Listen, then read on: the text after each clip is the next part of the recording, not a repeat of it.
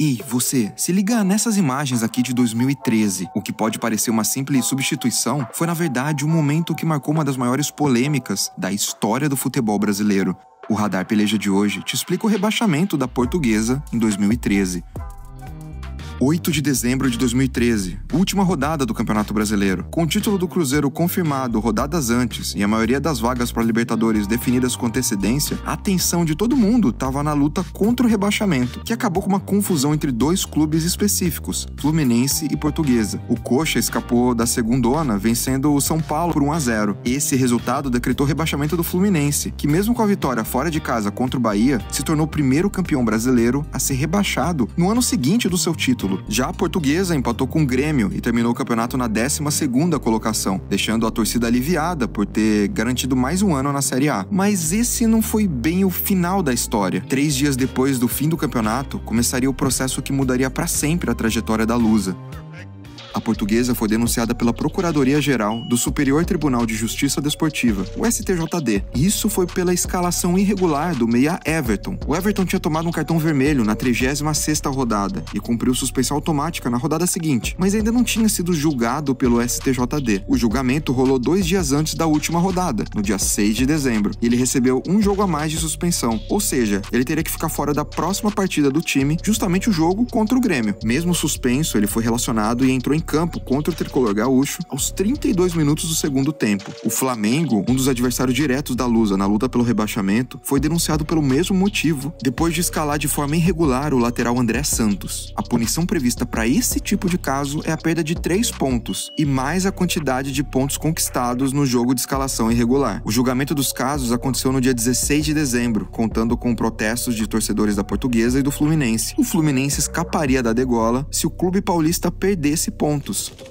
A Lusa tentou se defender com argumentos que questionavam a moralidade de um rebaixamento no tapetão. Além disso, o diretor jurídico e advogado do clube, o Valdir Rocha, afirmou que a Portuguesa não tinha conhecimento sobre a punição do jogador por causa de um erro de comunicação do advogado Oswaldo Cestário Filho, que representou o clube naquele julgamento no dia 6 e não teria passado as informações corretas. O presidente da Lusa, o Manuel da Lupa, confirmou essa história e disse que o Oswaldo até chegou a dizer que assumiria a responsabilidade pela situação, isso numa conversa privada. Já Oswaldo alegou que estava sendo usado como bode expiatório de uma história muito confusa. Do outro lado, o famoso advogado do Fluminense, o Mário Bittencourt, argumentava que seria um absurdo qualquer tipo de decisão favorável para a Lusa. O cumprimento do regulamento faz parte da moralidade. Esqueçam isso. Se o Fluminense estivesse no lugar da Portuguesa, o clamor seria para cumprir o regulamento e rebaixar o Fluminense.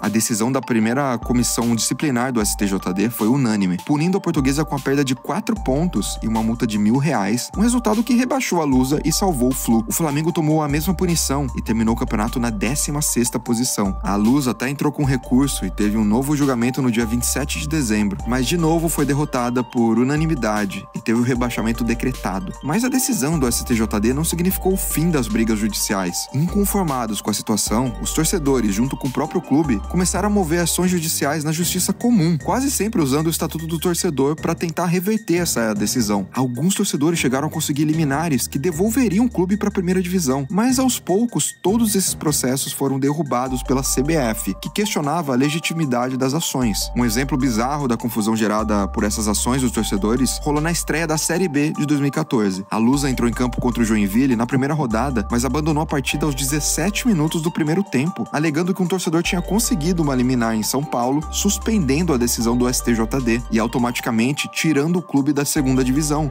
O ato gerou mais punições para a Portuguesa, que já começou o campeonato perdendo pontos na justiça. Enquanto a Lusa era derrotada pela CBF nos tribunais, o Ministério Público de São Paulo, através do promotor Roberto Senise, acreditava que a escalação irregular do Everton não tinha sido uma simples falha e que o clube, na real, sabia da situação do jogador. Então, em novembro de 2014, as investigações do Ministério Público levaram à conclusão de que os funcionários, dirigentes da Lusa, sabiam que o Everton estava suspenso e que a sua escalação foi premeditada nada, sendo levantada a suspeita de que a vaga da Portuguesa na Série A teria sido vendida pelos dirigentes. Ainda de acordo com o Ministério Público, a CBF enviou um e-mail para o clube avisando sobre o julgamento do Everton com 3 dias de antecedência. O e-mail foi aberto e enviado para os dirigentes, incluindo o presidente Manuel da Lupa e o advogado Valdir Rocha, aqueles que alegaram não saber da suspensão no primeiro julgamento do caso. Além disso, as investigações também apuraram conversas entre Valdir e Oswaldo Cestário. Nessas conversas, o Cestário teria sim passado a informação correta sobre a suspensão de 2 jogos do meia. Os dirigentes, então, seriam responsáveis por incluir essas informações numa pasta que seria entregue para a comissão técnica, mas por motivos desconhecidos não fizeram isso e meio que permitiram que o jogador fosse relacionado pelo técnico Guto Ferreira.